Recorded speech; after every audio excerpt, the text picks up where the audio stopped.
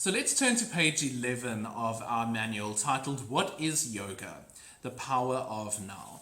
So for this, I've taken the first 4 sutras from chapter 1, which describes what yoga is and also the state that we call yoga.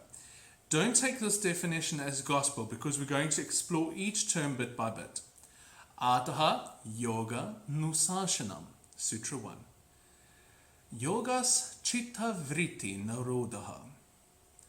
Tada drashtu svarupe vashtanam vritti sarupya itaratra.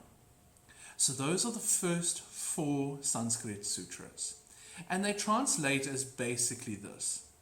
And now we begin with the sacred instructions of the science of yoga, or union.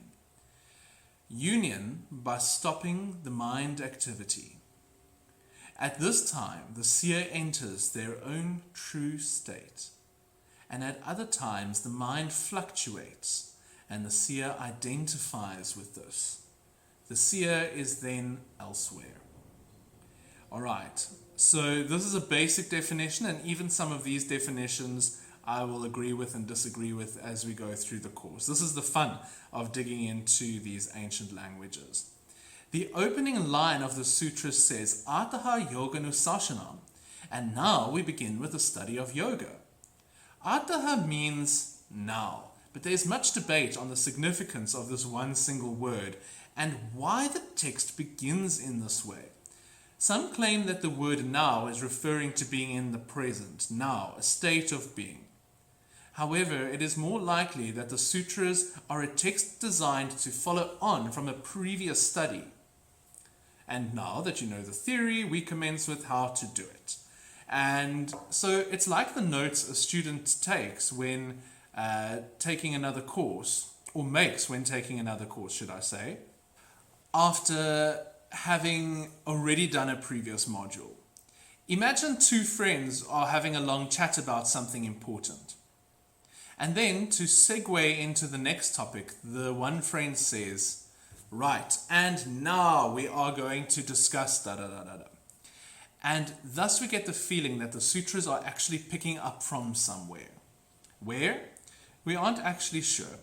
Although we do have some ideas. There may have been earlier text, or maybe the student was already supposed to have been trained in prior knowledge before now we continue with the study of Samadhi.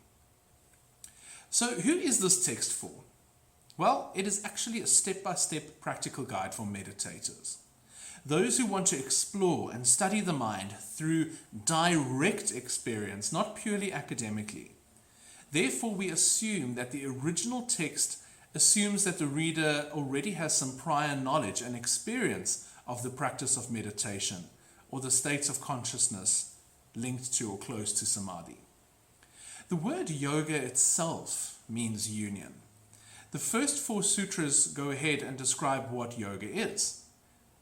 Is yoga physical exercise, a religion, a health system, a wellness, a field of study, a philosophy? No, none of the above. The word yoga doesn't actually describe a practice. It describes a state of being, a state of union. So, what is this state called yoga or union? What are we being unified with? What are we yoking ourselves with? Radhikaji gives a beautiful definition. When a high state of consciousness is attained, where thoughts, mental images, emotions, and desires naturally and spontaneously subside, without any forceful suppression, this state is called yoga. When this occurs, pure consciousness shines forth, and you know who you are, and you are one with the infinite whole, a wave of bliss and beauty, the vast eternal consciousness. The rest of the time, we are disturbed by our thoughts, our mental images, our emotions, our desires. Even more so, we then identify ourselves with these, mistaking our thoughts, mental images, emotions, and desires for who we are, when in fact we are none other than pure eternal consciousness. Have you ever experienced that state, even for a moment? If you have, it's often enough to spark a journey of learning and self-discovery. It is this student who is ready to embark in the study of the Sutras, because they have already tasted bliss and have experienced it firsthand directly. Most of the time, we associate ourself with our thoughts, but we are not our thoughts. We are pure, infinite, eternal consciousness. Because we don't identify with our pure consciousness, though, we rather feel that we identify with our thoughts. We mistakenly think that if our thoughts are good, then we are good, and if our thoughts are bad, then we are bad. And this can cause us much pain and suffering. All right, now before we go any further, I feel like it's very, very fascinating and exciting for us to just understand the four functions of the mind, or also the aspects of consciousness, as defined and taught by yogic philosophy. Now, as somebody who personally loves the study of psychology, the study of the soul, the study of the mind,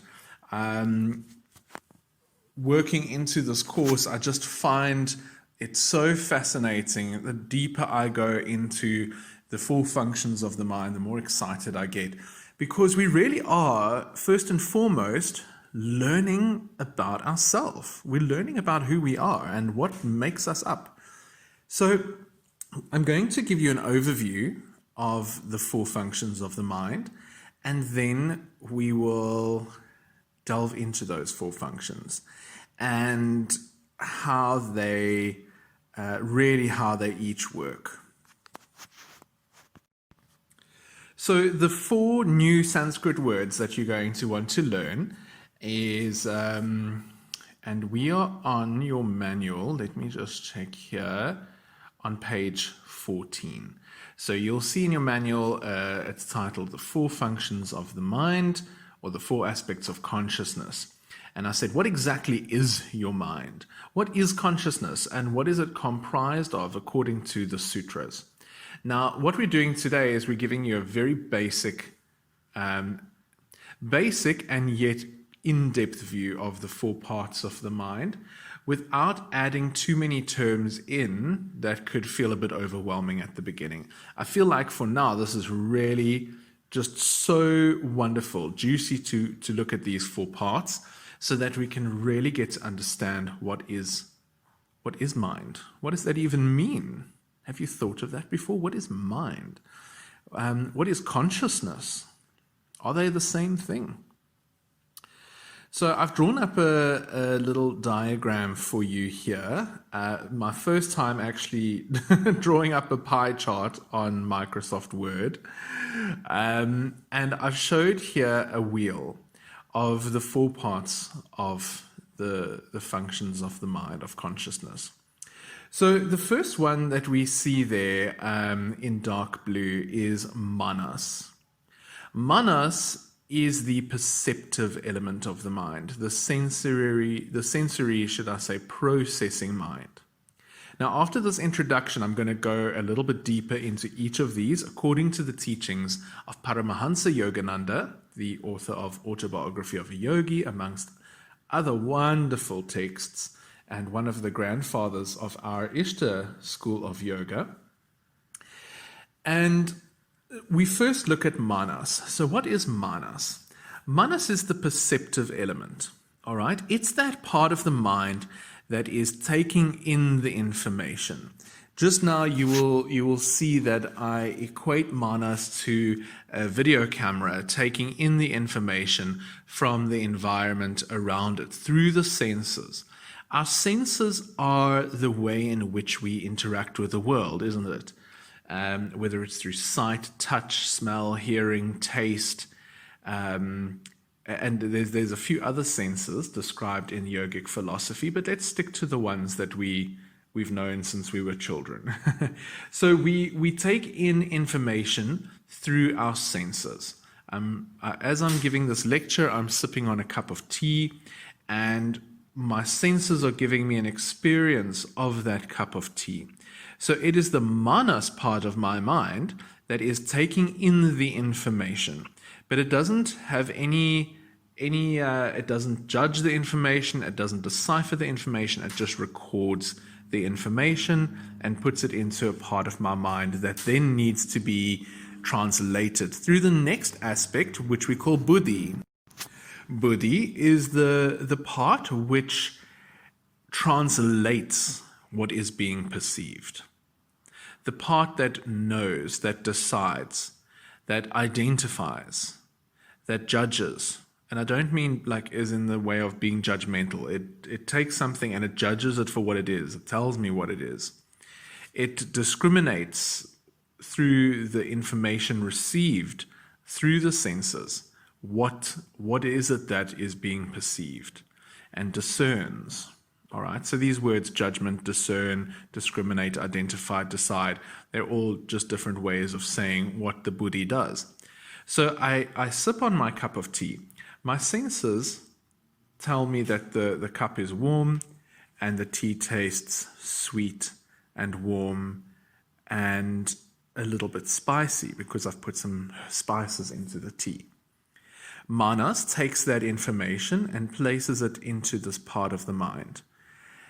And then buddhi must translate the information. Buddhi is what says, that is what sweetness is. That is warmth that you're experiencing. So the manas just takes the information, but doesn't know what to do with it. Buddhi knows what to do with it. It says, it's sweet, it's warm, it's spicy.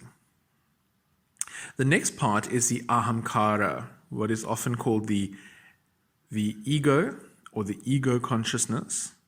And I like this translation, the I maker, that part of us that makes the relationship to what is being perceived, your relationship, the I maker.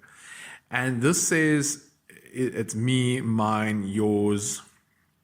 It's your relationship to what is being perceived through manas and understood through buddhi. So back to the tea analogy, manas gives me the information, buddhi tells me sweet, warm, and spicy.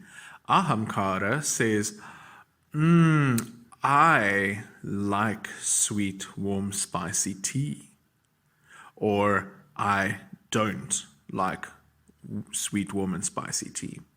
So it's the part that gives us our relationship to what is being observed and perceived.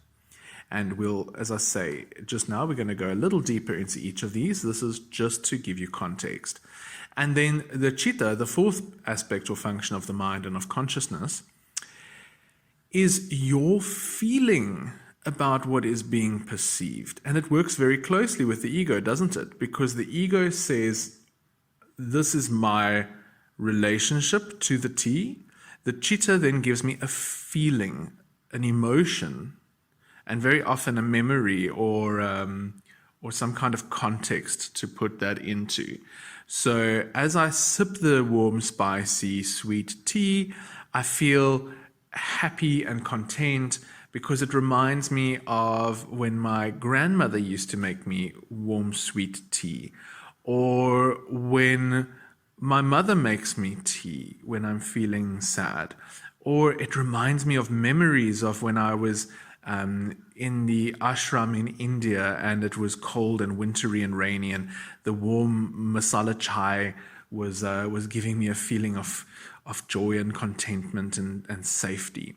So that's what chitta does, and it gives us a feeling based on our memories, what's stored in the memories. The chitta is also a storage place within us. We could think of it, to go back to our analogy of the ocean, and we'll explore that analogy many times as we study this text. We could think of this ocean of consciousness as containing all the memories of all that has ever happened. All right? We often call this the ancestral memory or the collective consciousness. And this is what, when we speak of ancestors in the shamanic context, we're actually referring to. We're referring to the collective consciousness of all that has ever happened, the ancestral memory of humanity and nature and the world. And so that storage place exists within us, and feelings and memories and thoughts arise from that place and they fall back into that place. So if you're meditating, if you just do yourself a favor, just sit back now and listen to the guidance that I'm going to give you.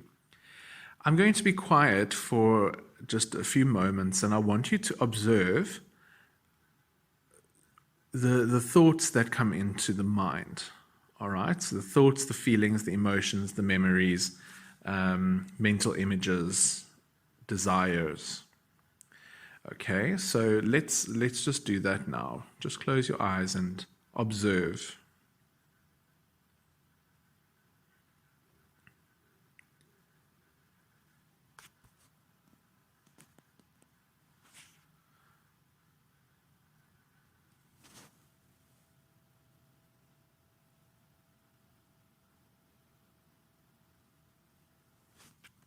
All right.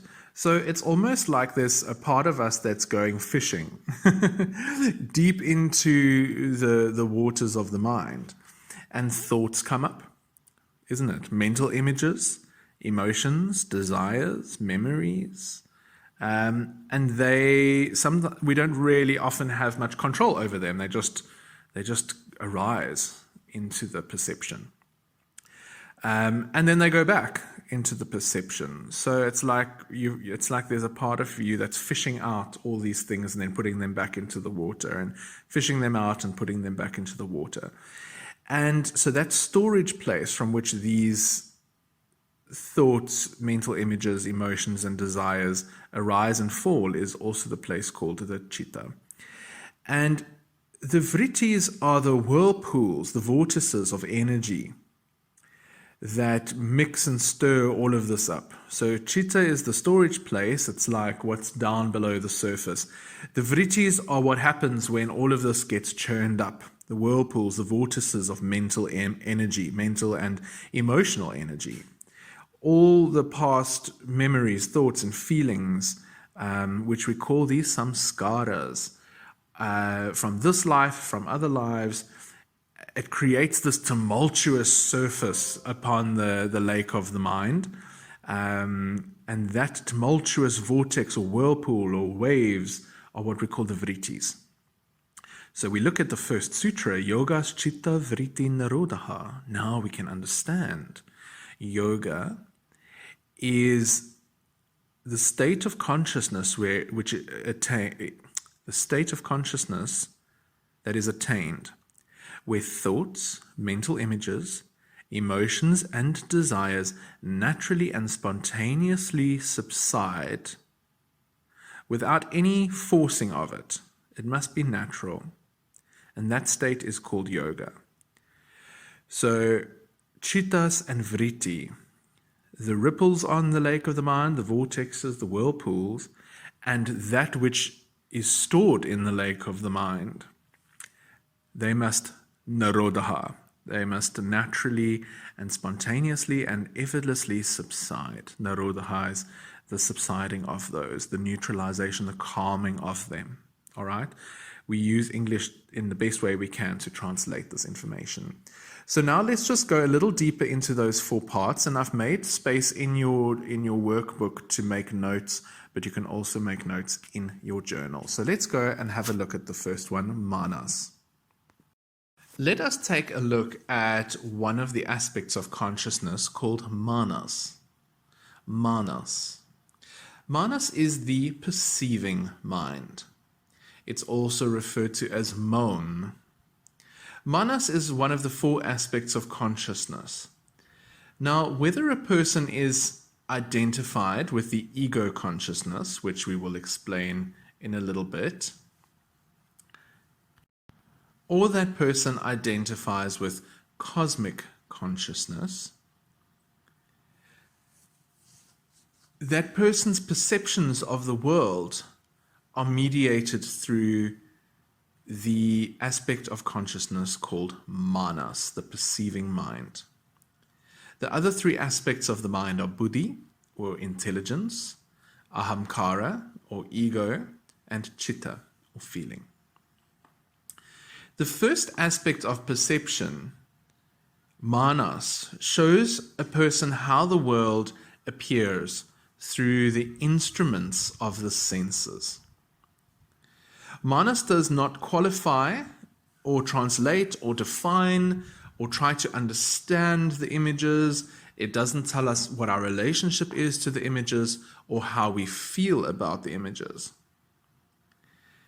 At the conscious level of manas, the person is not yet involved in the delusions of ego identifications or personal attachments and involvements to what's being seen. Through the senses, the impressions enter into our awareness, our consciousness, and are stored by manas in a passive way. So maybe we could imagine manas to be the camera, the video camera, that's taking in a scene in front of it. Some actors are acting out a drama. The camera is just taking in the image. The camera doesn't say, oh, interesting, that's a man and that's a woman, or that's two actors. The camera doesn't say, oh, I love that actor and I love that one's dress and I don't like his character in this movie. And the camera doesn't give a feeling of happiness or sadness with what is being watched. Those are the other three aspects of the mind. The camera just takes in the scene and stores it in a passive way. The camera doesn't care what's happening in the scene. The camera doesn't care if the male lead in the movie dies at the end and that the woman moves on with her life. All right?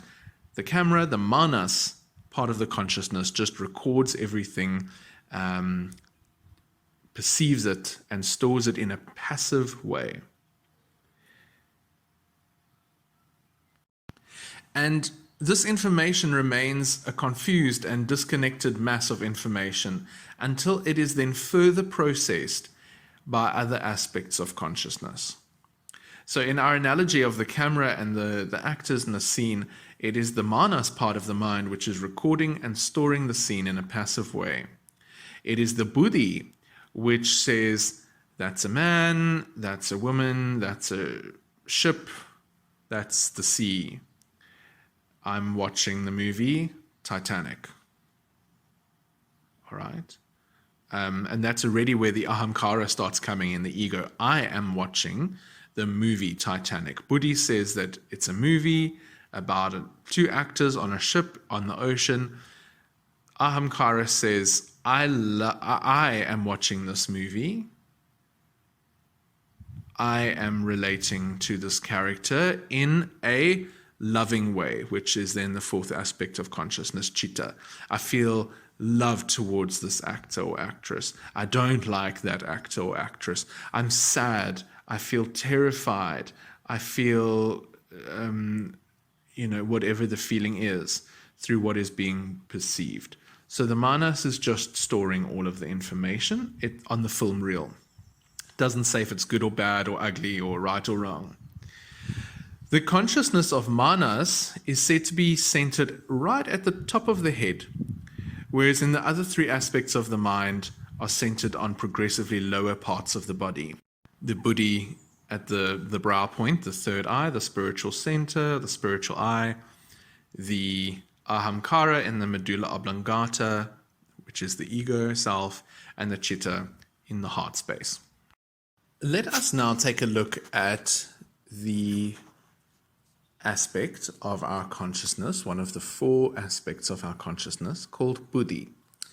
Buddhi could be thought of to be the intellect or discernment, that which translates what is being perceived in the environment, whether outside of ourselves or inside of ourselves.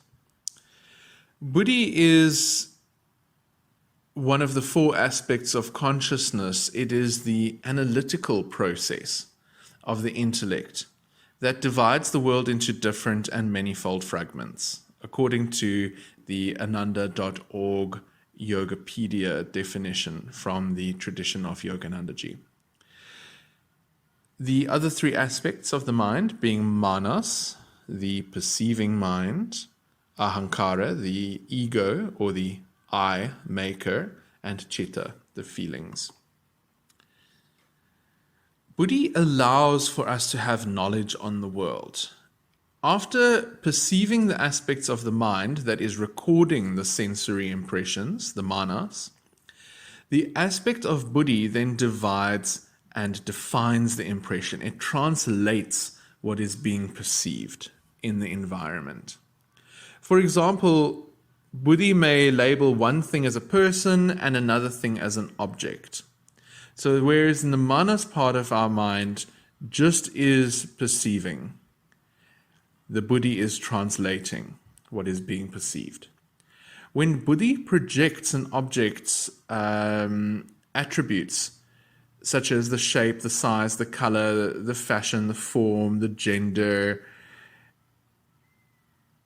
and also the relationship to other objects around it, it assigns the object an identity within space and time. So if I look out into the garden now and I'm seeing what I'm seeing, the manas is showing me what's around. But that's all it's doing, is perceiving what's in my environment.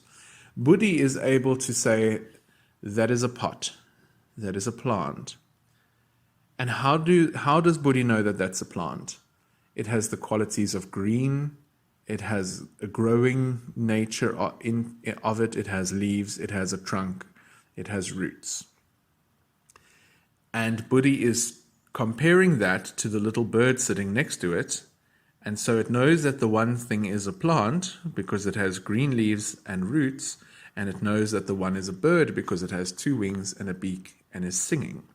So buddhi is able to tell us what is being perceived because it uses its ability to compare what else is around it in the environment. And also its inherent knowledge of the qualities that make something something. How do we know that a bird is a bird? Because it has a beak and two wings and it sings and it flies. All right.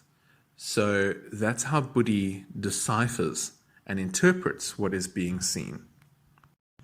Now, whereas in the person who has no control of their mind may perceive the world to be in an absolutely chaotic state, a healthy and functioning buddhi allows for a vision of the world that is sorted into distinct, categorized, and well-ordered components.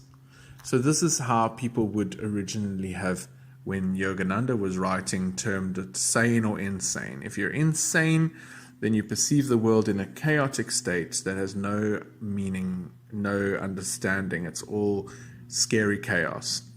But if you've got a functioning intellect and a strong buddhi, it allows for the vision of the world to be sorted into distinct and well-ordered components. Nevertheless, the activity of buddhi does not reveal the true nature of reality. Although the objects that the buddhi identifies are really parts of the same unified reality, the divisive function that buddhi has may lead one to lose sight of the interconnectedness of all things.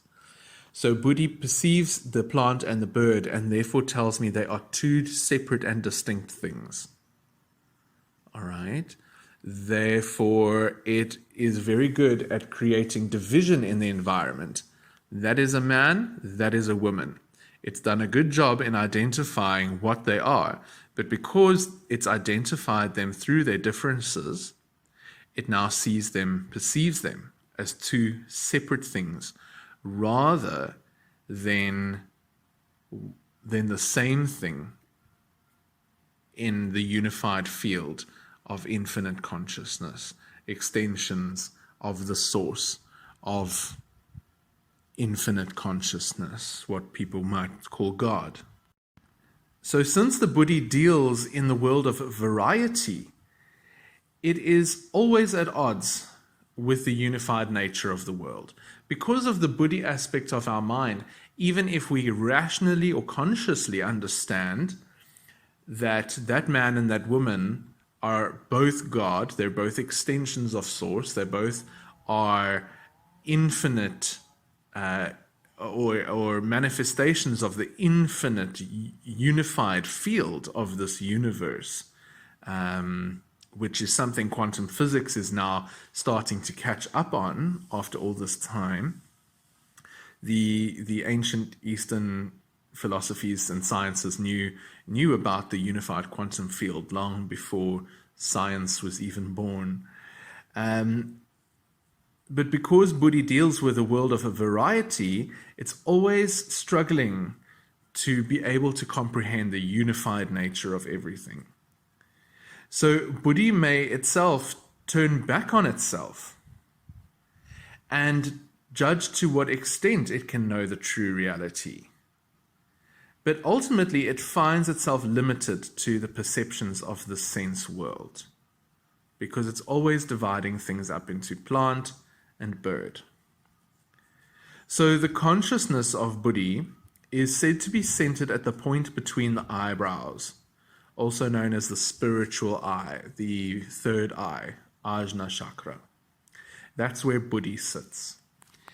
And it was when Buddha, the word meaning awakened, enlightened, when Buddha finally saw, he awoke from the illusion that everything in this universe is separate and saw the unified oneness of all that is, his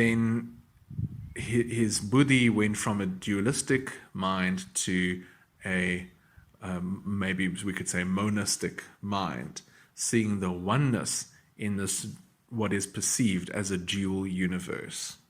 A universe that has many different forms about it, rather than the true one essence of what really is.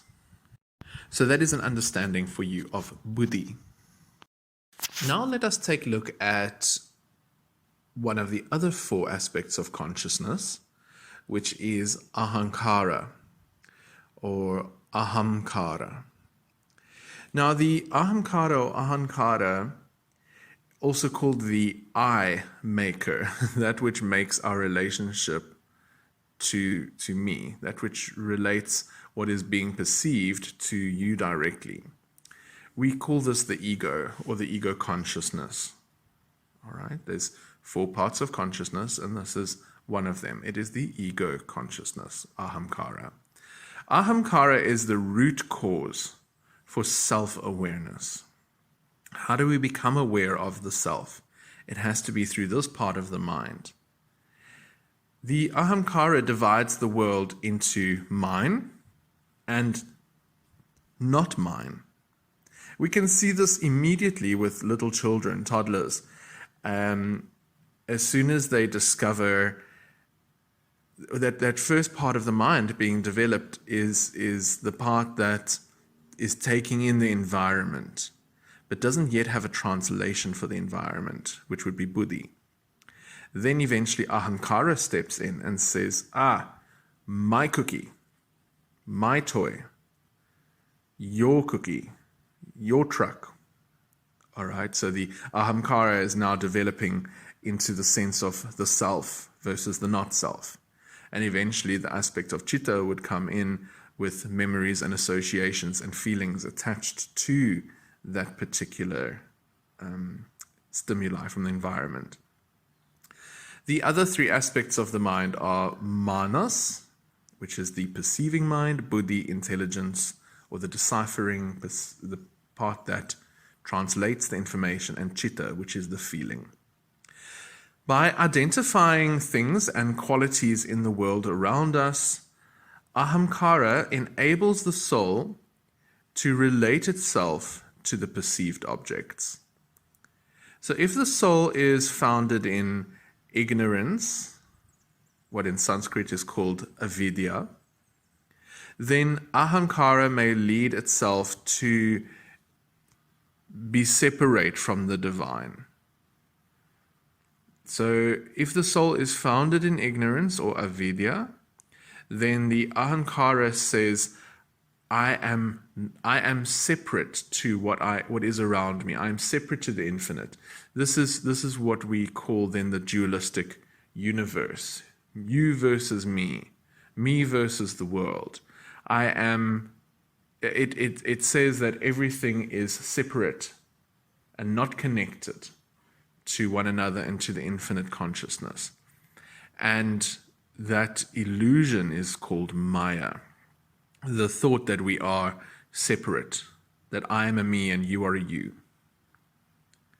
All right, so Yoganandaji categorized the ego as soul attached to a body.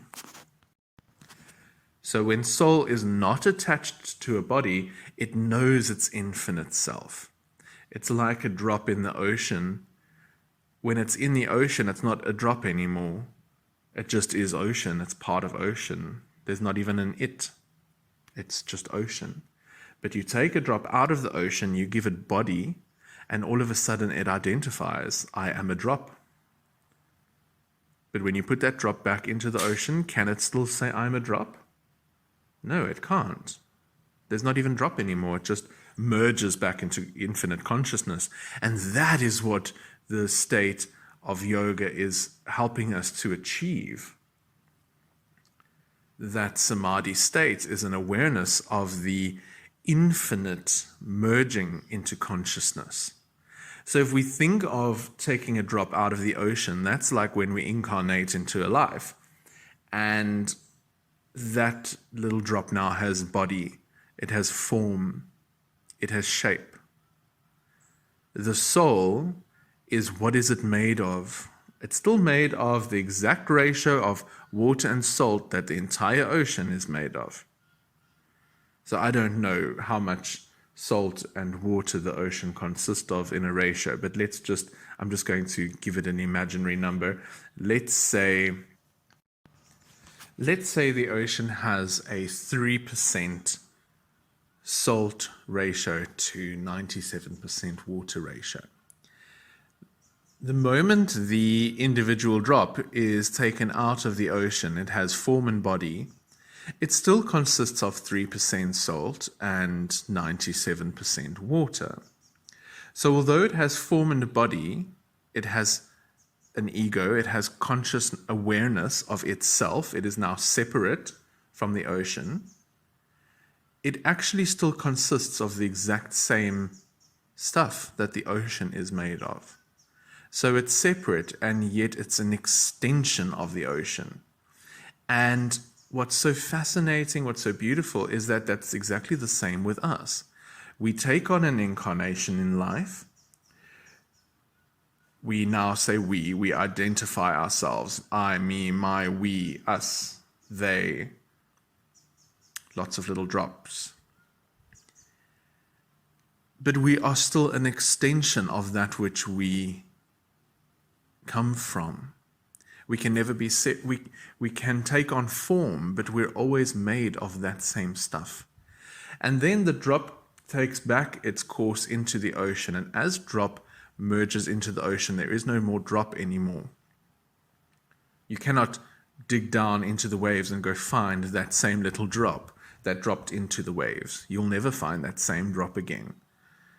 That drop disappears.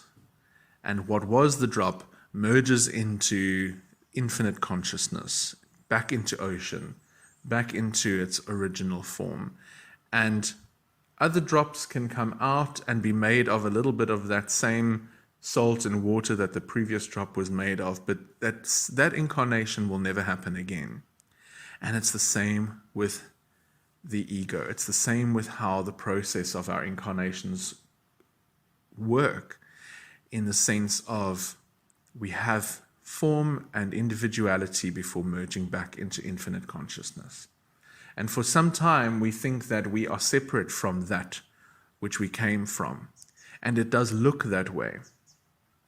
but it's always temporary, and we can change shape and form, but we always maintain the original essence of our origins. So this is why Yoganandaji categorizes ego as soul attached to a body, or in our analogy, soul to water in the form of a drop. This is what gives us the feeling of individual identity. Working with chitta, which is the emotional aspect of the mind, ahamkara may lead the soul to fall into some kind of a delusion.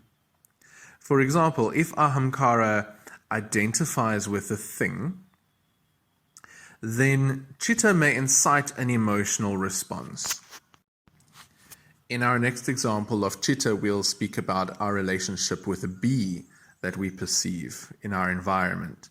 But to give you an example now, you see your ex-boyfriend or girlfriend walking through the street, and the ahamkara identifies, that is my ex-boyfriend or girlfriend. And the chitta incites an emotional response of love, hate, anger, joy, nostalgia, whatever it might be, based on memories which are stored in the chitta. Thereby, the soul is bound to the object in rounds of karma. All right, so it seems that if we stay in that cycle, that loop of I, me, my relationship to what is being perceived, and then a feeling comes up and we become attached or addicted to the feelings, and we get lost in the tumultuous storms of the feeling, the chitta, we struggle to escape that cycle. It just goes over and over and over again. And that cycle is often called the samskara, the wheel of perpetual cycles in this life and within all of our lives, repeating things over and over, karmas over and over and over, getting lost within the cycle of emotion and our feelings associated with those feelings, our attachments. Now, ahamkara also refers to ego identification on a cosmic scale. The ego principle exists even when the ego is not limited to an individual body. And Yogananda said that the ahamkara is centered in the medulla oblongata of the brain. Chitta is found in the heart, and the ego, the ahamkara, is found in the medulla oblongata. So ego may also be expanded to the greater self with a capital S. The self, the great self in all of creation. And in this case, the body could be seen as or considered to be an entire manifested universe within itself. What we call the microcosm within the macrocosm. So the macrocosm is the universe, the microcosm is the body. The body is a smaller extension and holographic replica of the greater universe, just like the drop and the ocean. And when the ego realizes itself not to be limited by this body, but rather sees or realizes itself as the cosmos, as the great, eternal, infinite soul, rather than the individual soul, then the self with a capital S is freed from limited ego feeling that comes from just seeing our soul as one individual entity. We are freed from that. So we can't escape that ego. We use that ego. We channel the ego to not just being about me in the essence of the small self, but but the great I am. There's a mantra that we use in Kundalini Yoga and is used around the world in many traditions. I am that I am. So the first I am is talking about the individual drop. I am that I am, the ocean. And that helps us to use the ego to transcend from the individual self to the infinite cosmic self. Yoga teaches the individual to identify the ego with the greater self. In seeking guidance, the self must use buddhi to discriminate between the feelings caused by limited ego and the intuition brought on by cosmic consciousness. Ego itself allows you to live in the world.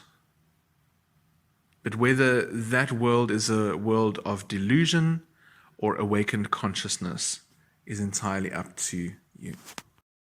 All right, so let's take a look at the concept of chitta as described by the Ananda school of yoga, which is a school of yoga descended from the teachings of our beloved Paramahansa Yogananda.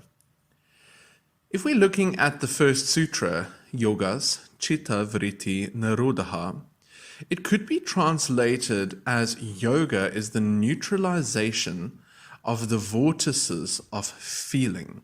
Now, this is very often different to how this sutra is translated, as yoga is the subsiding of the ripples of the mind or the subsiding of thoughts, because here Yoganandaji translates the sutra as yoga is the neutralization of the vortices of feeling.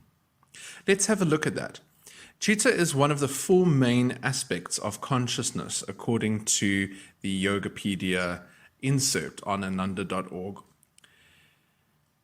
So there are four aspects, there are four parts of what makes consciousness consciousness. We first need to understand what is consciousness. All right. The aspect of chitta allows for subjectivity, your emotional reaction to what is being perceived around you, what's coming in from the environment, or also what's coming up inside your thoughts. So it's the emotional reaction to what is being perceived either internally or externally, and really is affected by what it sees and also its own nature. So we will look at the parts of the mind a little bit more in depth, but let's understand the concept of chitta. For example, if you put something in your mouth that has a bitter taste and it affects you negatively, then it's your perception of that bitter tasting food which will be negative. All right, the taste itself is neutral, but it's how you perceive it that's negative. The other three aspects of the mind, which we will look at briefly in this course still, are manas, which is that part which perceives what's going on around us. Buddhi, the intelligence, that part which translates what the manas, part of the mind, perceives. And ahankara, the ego, the I maker, that part of us which tells you how you relate to what is being perceived. What is your relationship with that thing? For instance, a bee has just landed in front of me on the chair. Now, my manas, part of my mind, gives me the information of what I'm seeing. I see a flying insect with so many legs and wings and is colored in yellow and black. The buddhi, part of my mind, translates that information and gives me a context in which to understand what I'm seeing. It says that thing that you're seeing in front of you is called a bee. And it has these qualities. It makes honey, it gathers nectar, it's part of a hive, etc. And then the ahankara comes in and gives me my relationship to what I'm perceiving. So it says, I love bees. Bees are good for our environment. Or perhaps if I was allergic to bees, it would say, I'm terrified of bees. Bees are bad for me. All right? I shouldn't be around bees. So that's the ahankara. And so a feeling will come up within us immediately, won't it? We will have an emotional reaction to what I'm seeing. That is the chitta. The emotional reaction is either a feeling of appreciation for the bee or a feeling of fear because of the ahankara telling me that my relationship with the bee is one of negativity. Chitta gives me a feeling of fear, and then I respond. I run away. These are the 4 aspects of consciousness. So the various translations of the Yoga Sutras that we find out there, they kind of describe chitta as some kind of a mind stuff, or the lower mind. But according to Swami Kriyananda, a better translation for chitta is the word feeling. Because feeling can either go outward towards ego consciousness, or what we call ahankara, which creates then lower aspects of the mind, or it can turn inward and upward to higher consciousness, qualities like self-control, devotion, and feelings of calmness and internal peace. So chitta itself, or the feeling part of our mind, can either be channeled, if we think of a vortex, upward towards actions and feelings such as self-control, devotion, and calmness, all right? Or it can take us on a downward spiral and focus outside of ourselves in towards the state of ego consciousness, all right? So in our relationship to the bee, if my chitta, my feeling towards the bee, comes from the place of the fear that came up, then the channeling outwards in the form of ego consciousness, my relationship to that fear, would cause me to kill the bee. But if the chitta is channeled in such a way that causes me to feel sorry for the bee, to feel compassion for the bee because he's stuck in the room, then I would step forward and, despite my fear, help the bee to leave the room. Because all of a sudden it's not about me anymore. It's not about the ego. It's about this living creature that I want to help and show compassion to.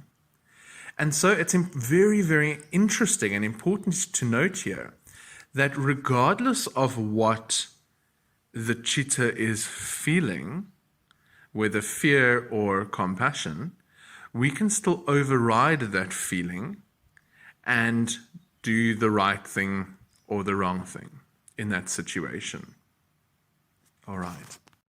We can either operate from a place of the ego consciousness and just thinking about ourselves, or we can operate from the place of higher consciousness, whereby we're also thinking about the living being that we're seeing in front of us, and its life and its worries and its feelings and its fears.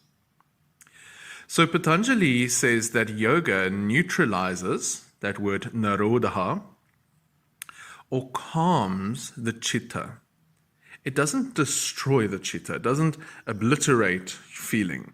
We're not walking around like some zombified being. It neutralizes. It's neither a tumultuous storm, nor is it a dancing whirlpool of sunlight.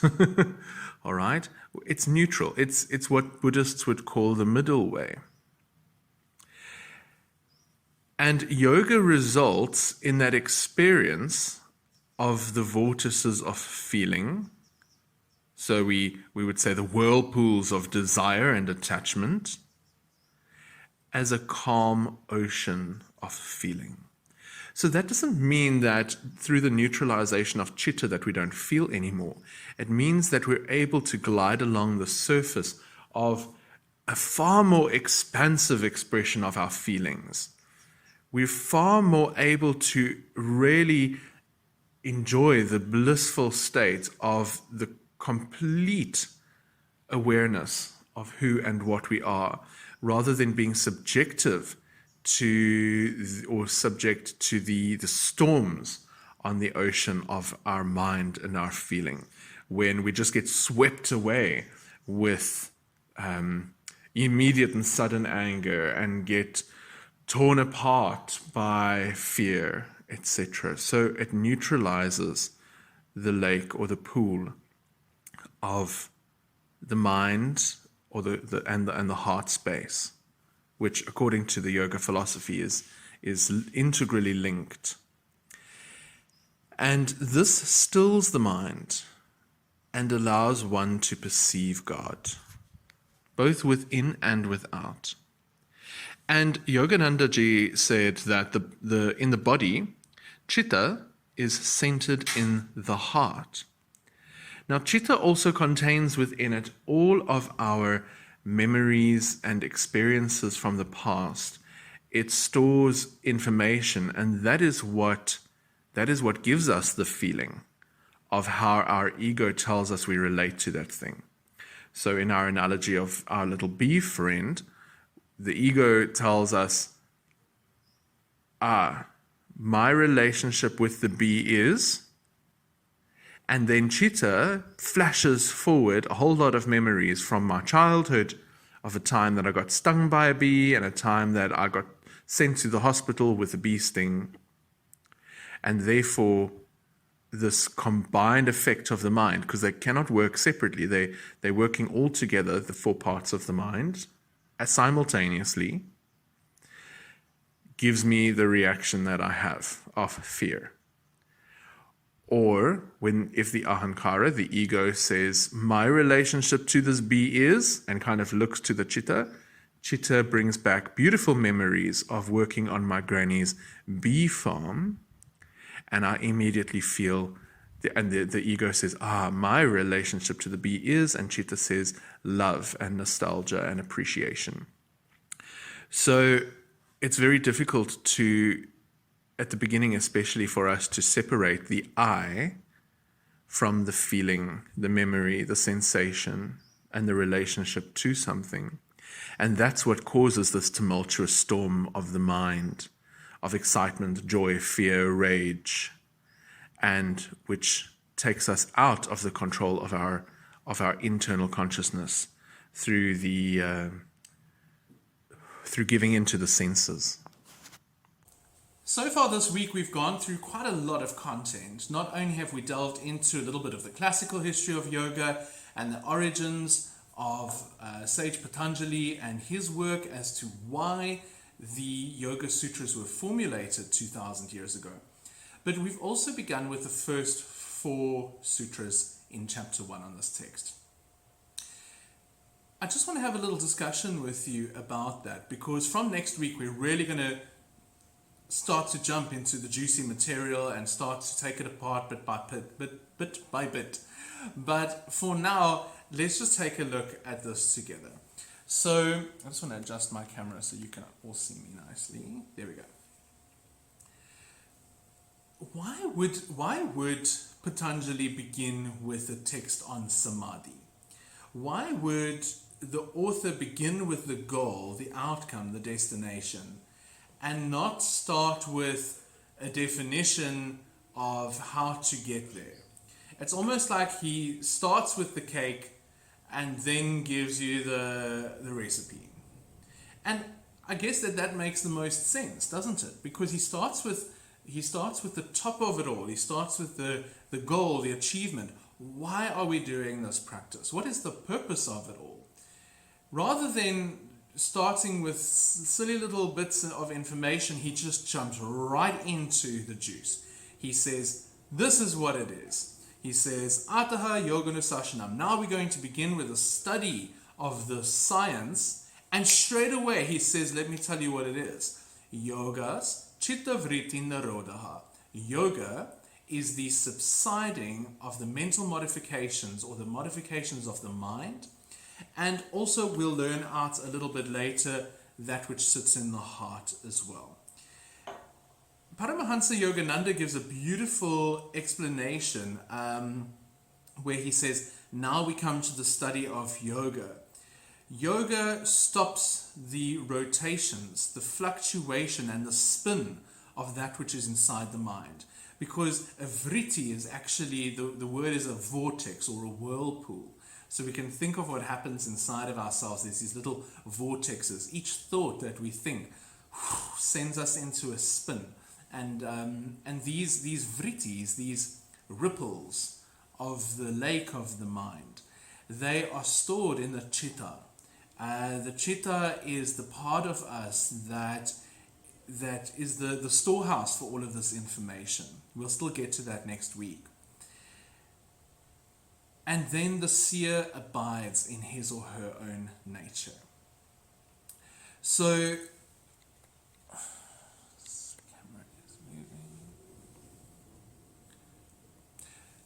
let's take a look at the mind as a lake. Let's look at the mind as a lake and think of every ripple of the mind as being a wave upon the surface of the lake as a different thought.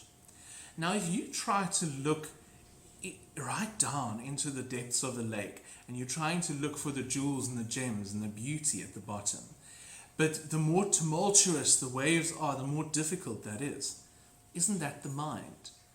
The mind is so busy and it's got all these constructs. It's thinking about the past, it's thinking about the future, and it's thinking about the environment, and it's responding to all of these things. And it's giving us constant feedback in and out, in and out. But most of it doesn't actually exist. And if we teach ourselves a technique to narodaha, to subside, but without effort, this doesn't apply effort into the doing. The science, the practice of yoga, over time, naturally and effortlessly, brings us into that state of narodaha, of the calmness of the lake of the mind, whereby when we look down into the surface of the lake, we see not only our own true reflection, but the real depths, the real gems, jewels, and rubies that are inside that mystical waters. So this is why Sage Patanjali begins with the study of samadhi at the beginning. He gives us the goal, and then later in the text gives us the how-to. So that's quite an important thing for us to look into at the moment. And what I want you to do this week is to just first observe the mind, the vrittis, the whirlpools and the ripples on the lakes of the mind. Do you identify with those? Do you identify with your mind? For instance, maybe somebody has a habit of smoking. I was going to find a pen. So somebody has a habit of smoking. They have a thought about this. They have a pattern, a habit, but they then identify themselves as a smoker. But smoking is just one of the vrittis. It's one of the ripples of the mind. And when we can allow that to subside, we see who we truly are. I look so forward to seeing you next week, where we're really going to start delving into the deeper philosophies of the Yoga Sutras. Your recommended reading summary from this lesson is Chapter 1 of the Swami Vivekananda Patanjali Yoga Sutra additional reading book. On Samadhi Pada, it is verses 1 to 4. Concentration, its spiritual uses. Now you'll see that Swami Vivekananda has a different translation, and this is the beauty of delving into the different translations of such an ancient language as Sanskrit, and by different commentators. You'll see and notice a big difference between what we've shared today which is very much the interpretative feelings of Swami Paramahansa Yogananda and then Swami Vivekananda, who begins with, now concentration is explained. Yoga is the restraining of chitta, which he calls mind stuff, from taking on various forms. So already here we can see a difference in the translation, and I do feel that reading different translations and having a look at different perspectives gives us a more complete understanding of the sutras in general. So your reading would begin on page 9 and ends just after page 13. And even more so than the recommended reading, I suggest sitting in a meditative practice, even on your couch, lying in your bed, or more formally, on your mat or on your yoga stool, and just closing your eyes and setting an alarm for 5 minutes, advancing students 10 to 15 minutes. And beginning with a practice that most meditation students are very aware of, but now we're going to approach it from the 4 aspects of consciousness, or the 4 functions of the mind. So sit and observe. Notice how thoughts are drawn out of the waters of the mind, like we gave in our fishing analogy earlier, just random thoughts coming up and subsiding. Where do they come from? Where do they go? Just observing those thoughts. And understanding that they are thoughts, mental images, emotions, memories, desires. And just rather than keeping the fish out the water, rather than engaging with the thought, mental image, emotion, desire, or memory, just let it subside back into the waters from which it came. Put the fish back in the water. All right, so the thoughts arise from chitta and they go back to chitta. Just begin with that practice, observing the rising and the falling of these thoughts, and how, if we engage with the thought, it forms the ripples, it forms the layers, because once we think of one thought, it leads onto a chain reaction of thoughts, doesn't it? The thought pops up in your mind, oh, I wonder if I turn the kettle off, or maybe, no, the stove off. The next thought goes, yes, I did turn the stove off. Oh, I wonder what I'm going to make for supper. Did I forget to buy that thing at the shop? Oh, I wonder when I must get groceries again. And all of a sudden, you see how, like in the lake of the mind, the ripples just go out in all directions. So observe how the thoughts rise and fall. And rather than engaging with them, just observe. Just observe for now. And become aware of your relationship to the thought and the emotions that are associated with that thought. Because the thought itself is just a shadow, it's a psychic echo happening within the mind. But if we dwell on it for a split second longer, then the emotion arises and our relationship to that thought arises. And then other things start to happen, which take us either up or down the spiral. So in our cooking analogy, why do I have to cook again? My husband hasn't cooked in 2 weeks. And so emotions start to arise, and then we lose our meditation practice. We lose our control. And rather than the ripples of the lake, narodering, subsiding, we get this tumultuous storm. Okay, so observe the thoughts, observe the functions of the mind doing it. Maybe it's the manas taking in the senses around you. Maybe you can hear a fly in the room and that starts to distract you. And then the buddhi tells you there's a fly in the room. And then the ahamkara says, I hate flies. And then the chitta says, ah. So just observing. Try to be able to isolate the different parts of the mind, witness them, and study yourself. Know thyself.